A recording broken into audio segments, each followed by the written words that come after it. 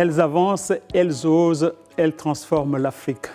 Des voix fortes, des parcours ancrés dans le réel. Une Afrique racontée par celles qui la vivent et la façonnent.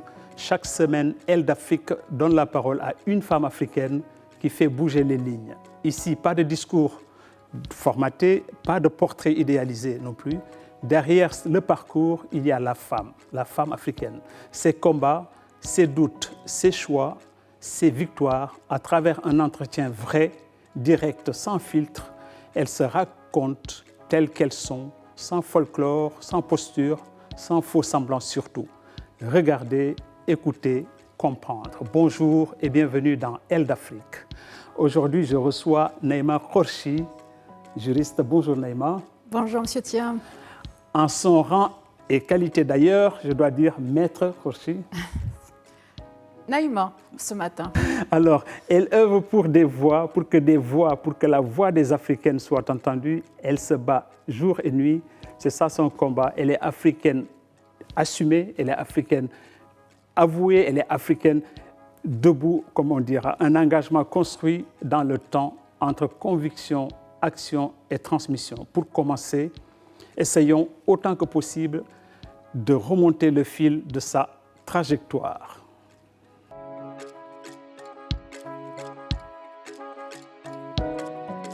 Donc je disais aujourd'hui que je reçois Naïma Khorchi, j'allais dire Maître Khorchi simplement pour parler en son rang et qualité de juriste international. C'est une panafricaine engagée. Elle œuvre pour que la voix des femmes africaines soit entendue, reconnue et portée sur la scène internationale. Un engagement construit Naïma dans le temps entre conviction, action et transmission. Pour commencer, je vais d'abord vous dire, question simple Naïma Khorchi. Qui êtes-vous? Qui est Naïma Khorchi? Alors, moi, je suis Naïma Khorchi. Je suis de ce continent, donc africaine, marocaine. Je suis partie, j'ai vécu longtemps en Europe. Donc, j'ai grandi à Paris. J'ai fait mes études de droit international en France. Et j'ai eu de la chance, en fait, juste après avoir fini mes études, d'avoir été recrutée par les Nations Unies et donc d'être revenue sur le continent, d'abord par le Maroc et après dans plusieurs pays africains.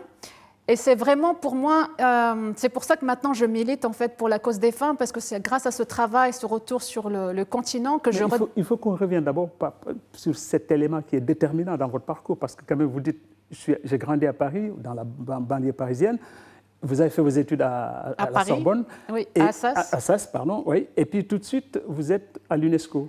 Oui, c'est-à-dire en fait, oui, parce qu'à l'époque... Quel est le moment déterminant? Alors en fait, c'était simple, parce que j'ai fait un master de droit international et il fallait, pour valider ce master, faire un stage dans une organisation internationale. Et comme c'était à Paris, il y avait l'UNESCO, donc j'ai fait par l'UNESCO. Et j'ai eu de la chance, c'est aussi pour ça aussi que je suis... ce panafricanisme, j'ai été en fait aidée dans ma carrière par des Africains et non marocains, c'est-à-dire vraiment par de plusieurs pays. Donc celui qui m'a donné vraiment ouvert la voie des Nations Unies, c'était mon directeur de stage à la fin de mon stage qui m'a trouvé mon premier travail, c'était un Ghanéen, M. Koussi. Et donc c'est aussi comme ça que j'ai commencé en fait mon panafricanisme. Par la carrière, j'ai toujours été portée par un confrère, un collègue d'un autre pays. Et donc j'ai eu de la chance juste après mes études en fait d'être engagée dans l'humanitaire et d'être revenue sur le continent. Et donc c'est comme ça en fait le début, il y a 20 ans déjà, que j'ai de la chance en fait de travailler sur l'Afrique. Donc là, après le combat des femmes est venu après, quand j'ai vraiment commencé à découvrir et à travailler avec beaucoup de femmes. Donc ça a été, j'ai eu cette chance-là juste après mes études d'être revenue sur le continent. Parce que vous dites combat, le combat des femmes, vous dites ça très tôt dans votre parcours, alors que vous n'êtes que débutante dans votre début de carrière. Est-ce que par extrapolation, on peut revoir votre parcours qui a commencé peut-être déjà depuis la cité, là où vous avez grandi, autour de ces femmes, de ces immigrés, de ces étrangers à Paris? Non, pas vraiment, parce que moi j'ai grandi en France, dans une petite ville, une petite commune en région parisienne, à côté de vraiment tranquille, à côté de Paris. Donc il n'y avait pas beaucoup de migration. Donc en fait, même après j'ai fait mes études à la Sorbonne Assas, et donc même dans l'université, en fait, le profil souvent des étudiants étrangers, c'est pas vraiment de la diaspora, malheureusement. Donc c'est souvent des étrangers qui viennent des pays du Moyen-Orient. Donc vraiment, j'ai découvert en fait vraiment mes sœurs, même les militantes, les leaders sur le continent, et pas vraiment de la diaspora, parce que j'étais dans une petite ville et après je suis partie. Donc en fait, la découverte même des femmes africaines, maintenant je travaille beaucoup avec la diaspora, mais au début de ma carrière, c'était vraiment avec les femmes d'Afrique, africaines, dans leur propre pays. Dans l'Afrique subsaharienne, quoi, voilà. C'est ça surtout. En fait, je n'aime pas vraiment ce mot subsaharien parce que j'aime pas tout ce qui a été, j'aime pas cette séparation, connotation coloniale. Moi, d'ailleurs, même quand je parle du Maroc, je dis l'Afrique du Nord. Peut-être c'est aussi parce que maintenant je suis aussi professionnellement membre du réseau des femmes médiatrices de l'Union africaine. Donc j'ai en fait cette répartition géographique qu'on a au sein de l'Union africaine, Afrique du Nord, de l'Est, l'Ouest, Australe. Donc c'est l'Afrique du Nord. Donc en fait, mon combat, il est venu aussi d'abord parce que j'ai fait une année à l'UNESCO, mais surtout ce qui m'a marqué dans ma carrière aux Nations Unies, c'est après quand je suis partie au HCR à Laayoune, dans le sud du Maroc. Le Haut Commissariat. Voilà, le Haut Commissariat des Nations après l'UNESCO. Je devais retourner quand j'ai fini ma mission au Maroc, parce que j'ai commencé au siège à l'UNESCO. Après, je suis venue au bureau de Rabat. Et donc, ça a été vraiment le retour et le coup de... C'était aussi une découverte pour vous, le Maroc? Oui, parce que je suis partie il y a des années étudiante. Et vraiment, ce retour-là, mais mes parents ils disaient, comment tu vas? Tu ne connais pas Rabat? C'est pas... Moi, je suis de la région de Tafilelt. Et donc, ils disaient, j'étais très jeune, j'avais à peine une vingtaine d'années. Comment ça va être difficile d'un retour au Maroc où tu n'as pas d'attache familiale pour t'aider à Rabat? Mais je suis revenue et ça a été très bien. Et je ne suis jamais repartie de l'autre côté de la Méditerranée. Parce que non seulement c'était un retour de redécouvrir aussi mon pays, parce qu'il y a beaucoup de choses qui m'ont manqué, notamment la formation, parce qu'on fait des études en France, donc il y a aussi beaucoup de mon histoire marocaine, de choses que je n'ai pas apprises, que ma famille m'a essayé de transmettre, mais évidemment qui m'ont manqué parce que j'ai été éduquée à l'étranger. Donc ce retour grâce aux Nations Unies, d'abord au Maroc, a été vraiment extraordinaire, déjà à Rabat, et aussi surtout, vraiment ce qui m'a plus marqué, c'était, parce que déjà c'était plus long, c'est après, quand j'ai fini ma mission à Rabat, je devais retourner à Paris, je ne voulais pas, je voulais rester vraiment... L'Afrique vous a happé? Oui, c'est le retour aux sources, c'est ma famille, c'est mon chez moi. Et donc, je voulais retourner, il y avait un grand monsieur, parce qu'on se rencontrait dans les réunions, Allah rahma, M. Mjid, paix à son âme, qui m'a dit si vous voulez rester, j'ai besoin d'une juriste au bureau du HCR, si vous voulez venir travailler avec nous. Et donc, parfois dans la vie, il y a ce qu'on appelle, parce que c'est les coups du destin. C'est la rencontre, quoi, vous faites. Non, et puis même les changements. C'est-à-dire, en fait, pour moi, les meilleures opportunités professionnelles, les meilleures où je suis allée, je n'ai même pas postulé. Et donc, après l'UNESCO, M. Mjid voulait me prendre à Casablanca, et le coup du destin, une semaine ou quelques semaines avant que je commence à Casablanca, les Nations Unies ont décidé de formaliser le bureau du HCR à Laayoune. Et on m'a dit, Naïma, c'est vous. C'est pas Casablanca, c'est Laayoune. Et j'ai dit, oh, mais c'était... C'est pas plus mal. Non, mais au début, parce que j'avais déjà établi une petite vie, des amis à Rabat, et j'ai dit, je voulais rester dans le secteur, quoi, comme on dit. Et Laayoune, c'était en début des années 2000, et j'ai dit, waouh, mais je suis allée, et vraiment, pour moi, c'était vraiment... Ça reste encore, même maintenant, 20 ans après, l'expérience, parce que déjà, ça m'a permis de mieux connaître, comme je vous ai dit, le Maroc, l'histoire aussi du dossier du Sahara marocain, de connaître une merveilleuse région, les provinces du Sud, parce que moi-même, je suis de la région saharienne de l'Est, je suis et de découvrir. Et donc, je suis partie pour 6 mois et je suis restée quasiment 5 années. Et à quel moment que vous avez compris que votre voix pouvait et devait porter plus loin? À quel moment c'est... Comme je vous ai dit, en fait, la vie et peut-être les gens... En fait, quand vous travaillez sérieusement, et que les gens voient que vraiment ce que vous le faites avec passion, que vous y croyez, ils vous accompagnent. Et moi, j'ai eu de la chance de toujours, quand je m'engage dans un combat, quand je m'engage dans une cause comme l'humanitaire, c'est parce que j'y crois. Et vraiment, j'ai été portée, en fait, dans toute ma carrière par des gens qui m'ont tendu la main, qui m'ont ouvert des portes. Donc, ça a été M. Mjid pour le HCR, c'était déjà le Ghanéen à l'UNESCO. Et ensuite, par d'autres personnes, en fait, qui m'ont... Par exemple, même après l'Union africaine, c'est un Sénégalais qui m'a ouvert la voie de... C'est aussi une anecdote. Donc, quand j'ai fini au HCR, je suis un peu retournée pour des raisons familiales en France. Et je suis redevenue consultante internationale et j'ai travaillé beaucoup sur le continent africain. Et quand le Maroc a réintégré l'Union africaine, un jour j'ai reçu, mais vraiment c'est anecdotique, mais une lettre, une invitation à aller en mission au Mali. Et au début, j'y ai pas cru. Quand on reçoit, j'ai dit c'est un spam. Je connais personne à l'Union africaine. Donc, au début, je dis c'est pas possible. Mais après, je me suis dit bon, je vais chercher sur Internet le nom de la personne qui a écrit cette lettre. Et donc, j'ai trouvé que vraiment cette personne travaillait à l'Union africaine. Et donc, j'ai répondu... C'est qui cette personne? Donc, là, elle arrive, donc je réponds à la lettre, je dis oui, j'accepte la mission. Et une semaine après, j'étais à Bamako pour l'observation des élections présidentielles. Donc, on m'a dit, je suis la première Marocaine observatrice auprès des élections. Dès que c'était 2 ou 3 mois après que le Maroc soit revenu à l'Union africaine. Et j'ai dit, comment vous me connaissez? Et on m'a dit, ah, il y a un Sénégalais qui vous a recommandé. Parce que quand le Maroc est revenu, donc ils avaient besoin aussi de participants marocains. Et je réfléchis, c'était un Sénégalais avec qui j'avais fait une interview sur Africa 24. D'accord. Et donc c'est grâce à ce monsieur que j'ai eu ma première entrée auprès de l'Union africaine. Donc toute ma vie, en fait, toutes ces belles missions que j'ai eues... C'est des rencontres. C'est des rencontres humaines et c'est pour ça que mon panafricanisme, il est porté à la fois parce que, au-delà de l'évidence que moi-même je suis africaine, mais aussi parce que il y a aussi de l'injustice qui est faite à l'Afrique parce que notamment quand j'étais en Occident et quand je suis encore maintenant, les médias continuent à présenter l'Afrique de façon négative, toujours sous le prisme des guerres, de la misère, alors qu'on n'est pas que ça. Oui, tout à fait. Je comprends. D'ailleurs, votre envie de tout déballer tout de suite, quoi. Mais seulement que mettre en lumière, c'est essentiel, naïvement, comme on dit, mais dire les choses aussi sans masquer, c'est indispensable. Sans phare, c'est maintenant.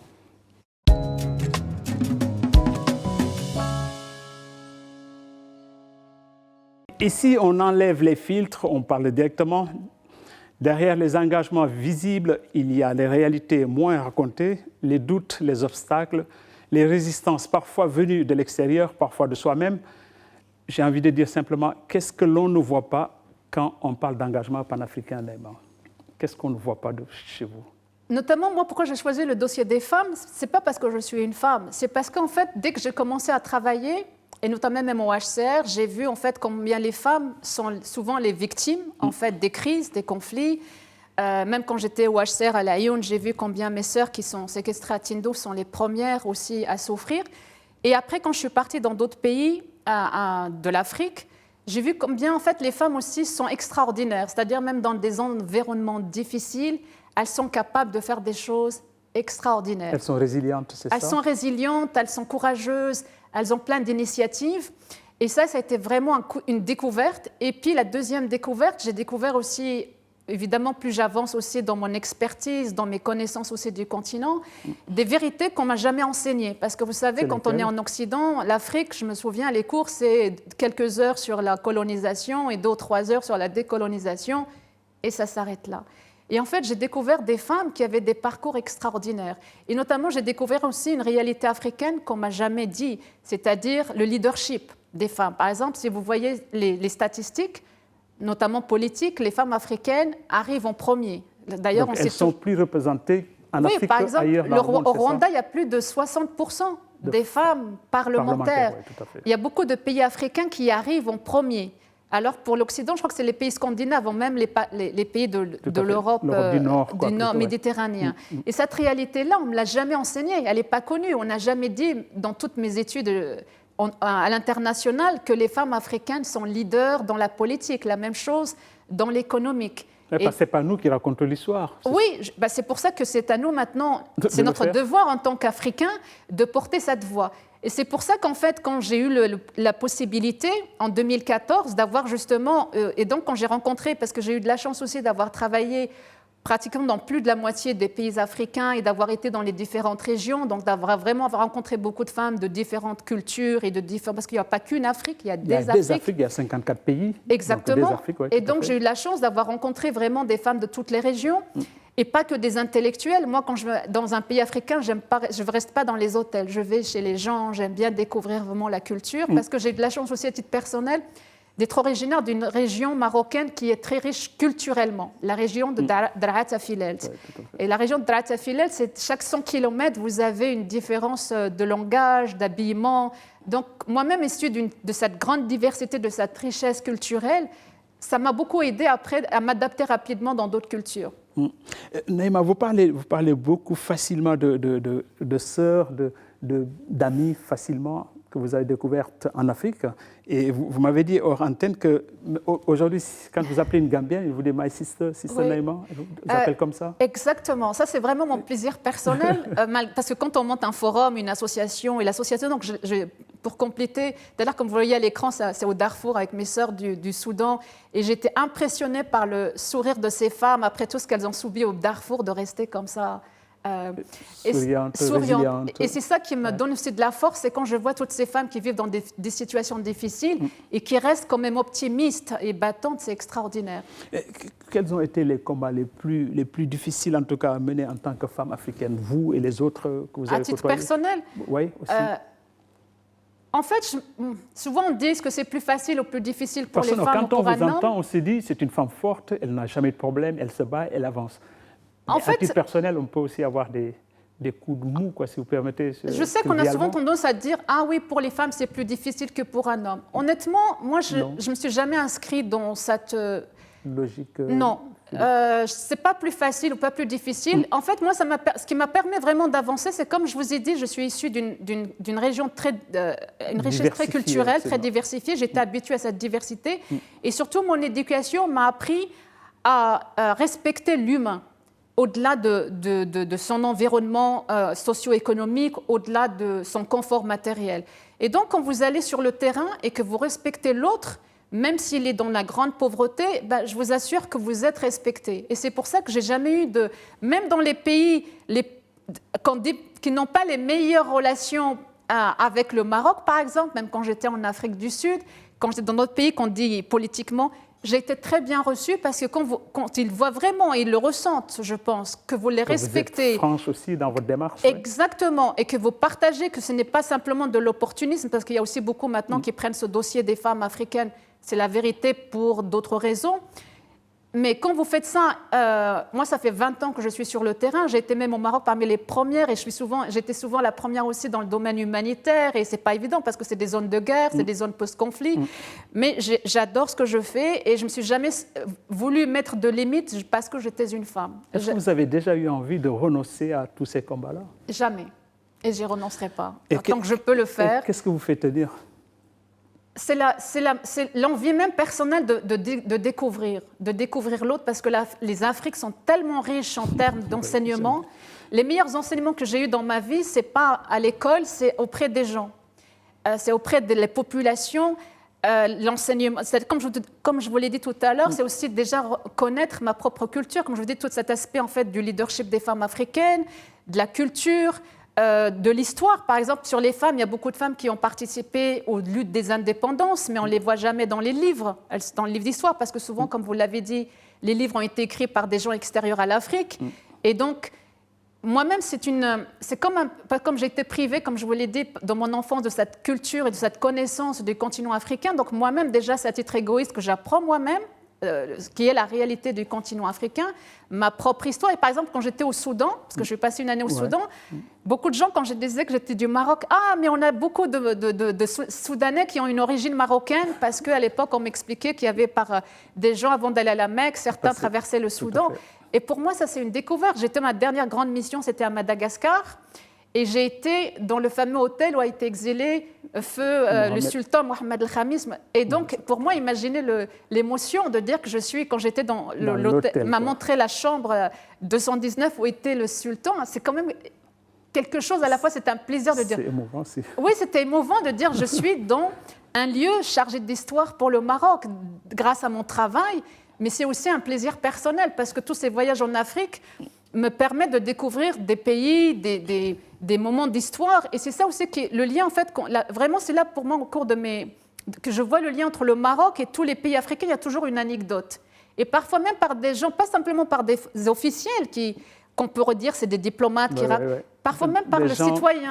Le citoyen, quand je dis je viens du Maroc, et c'est pour ça que je suis reconnaissante d'être issue d'un pays qui est pacifique. Et aussi, par exemple, moi je ne connais pas tous les chefs d'État africains, mais quel que soit le pays que je dis, quand je dis je suis marocaine, on dit « Ah, vive le roi du Maroc ». Ils savent que nous avons une monarchie qui a le roi parce que c'est une région, pas une région, pardon, c'est un pays pacifique et qui a beaucoup fait pour les pays africains. C'est-à-dire, dans la lutte des indépendances. Beaucoup d'échanges. Non, même avant, dans la lutte des indépendances, le Maroc a reçu et a aidé beaucoup de pays pour leur indépendance. Voilà. Et puis même des aides qu'on voit et qu'on ne voit pas. Et parfois, c'est les gens qui racontent. Je me souviens, une fois, j'ai donné, à l'aéroport au Bénin, j'avais donné un billet de dirham parce que j'avais plus de monnaie locale à un monsieur parce que je voulais acheter un petit cadenas, vous savez, juste à la sortie de l'aéroport. Et il regarde et me dit « Ah non, il y a la photo du roi du Maroc, je ne vais jamais l'échanger, je vais le garder. » Ah ben ça, c'est magnifique. Et ça, c'est des petites anecdotes au quotidien. C'est joli, c'est magnifique. Et pour moi, maintenant, en tant qu'Africaine, je suis invitée maintenant aussi par les pays européens. J'étais il n'y a pas longtemps à Paris. Et quand je dis toutes ces vérités positives, ce leadership, eux-mêmes ne les connaissent pas. Ils s'étonnent. Comme on a dit tout à l'heure, on n'en parle pas, sinon c'est eux qui parlent de nous. Donc forcément, pas en ces termes-là. Sans phare, Naïma, on va continuer, sans mise en scène aussi, la vérité du chemin, pour ainsi dire, pour tendre vers le partage et la transmission, parce que ça sera la dernière étape de notre discussion, la transmission, parce que c'est ça aussi qui est important quand on a vécu toutes ces vies-là. On a traversé tous ces pays, toutes ces cultures, toutes ces connaissances, toutes ces rencontres que vous avez eu à faire à travers le continent et ailleurs. Est-ce que tout ça nous permet de passer justement à la transmission qui va nous permettre de parler d'autres choses? Regardez.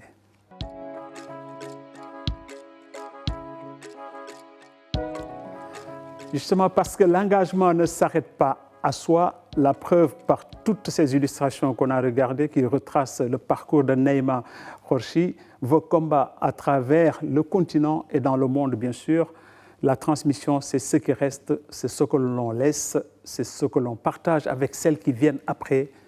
Naïma, j'ai envie juste de vous demander quel message avez-vous ou voulez-vous transmettre aux nouvelles générations, aux femmes surtout, parce que c'est ça qui vous tient à cœur. En fait, maintenant, vraiment, ce qui me fait plaisir, et pour moi, c'est vraiment la réussite, c'est pas simplement, c'est pas les postes. Heureusement, j'ai jamais été impressionnée par des titres où j'ai eu l'ambition d'un titre.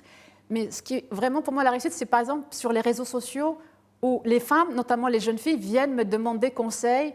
Comment on fait pour avoir cette carrière-là? Comment on peut s'engager dans l'humanitaire? Quand j'ai commencé, comme je vous ai dit, il y a 20 ans, on était très peu.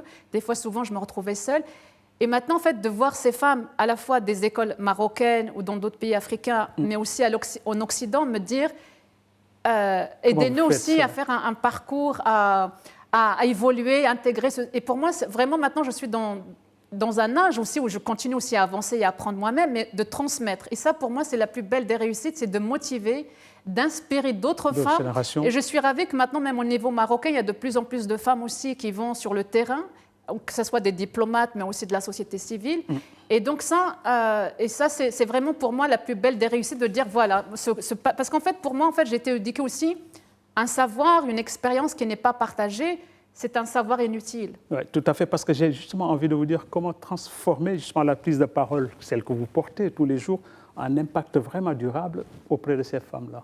Déjà, moi, je suis vraiment reconnaissante déjà même aux institutions marocaines au Maroc, parce que quand j'ai eu l'idée de lancer justement, de partager, de faire connaître ce leadership des femmes africaines, je l'ai lancé, je suis venue avec cette idée-là. Qui s'appelle Africa Women en fait, Forum. Exactement, donc c'était en 2012-2013 quand j'avais vraiment eu suffisamment de connaissances, parce que pour lancer un projet, il faut avoir quand même du soutien, quoi, simplement. Non, il faut avoir aussi des éléments, il faut avoir un certain réseau. Donc, quand j'ai pensé que j'arrivais à une certaine maturité, en fait, à la fois au niveau du réseau et de l'idée que je voulais projeter, de l'expertise aussi pour porter, parce que pour parler des femmes africaines, il faut quand même...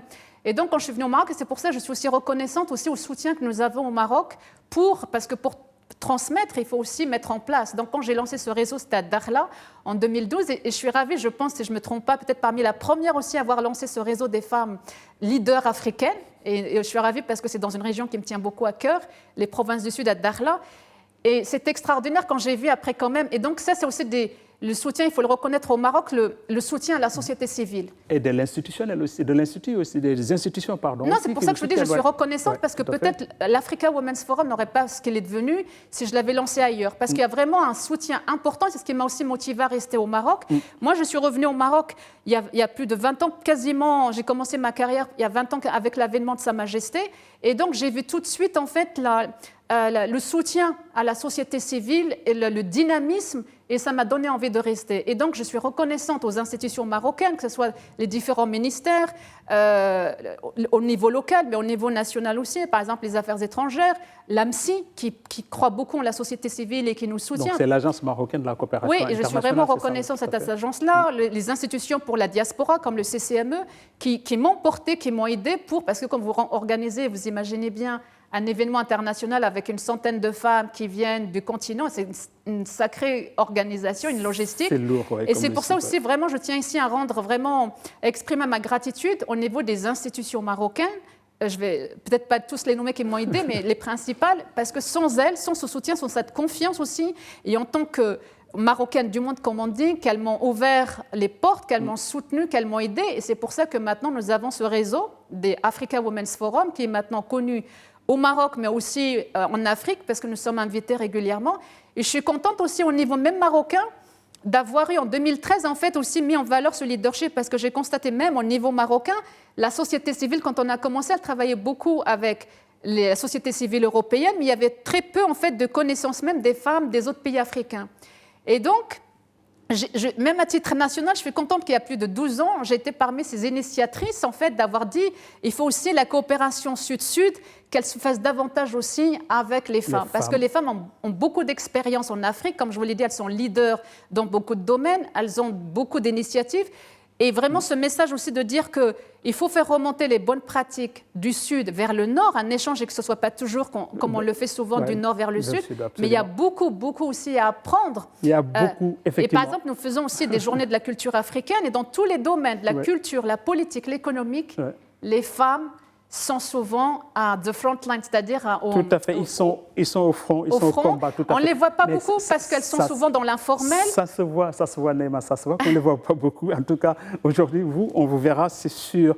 Neema Khorchi, j'ai juste envie de vous dire d'abord merci pour cette parole libre et engagée, j'aime ça. Merci beaucoup, merci d'avoir partagé votre vision, votre trajectoire sans phare et avec le sens de la transmission surtout. Merci Neema. C'était Elle d'Afrique, des femmes, des voix et des vérités que Neema a portées aujourd'hui pour ces femmes-là et pour nous tous. Merci à vous, chers téléspectateurs.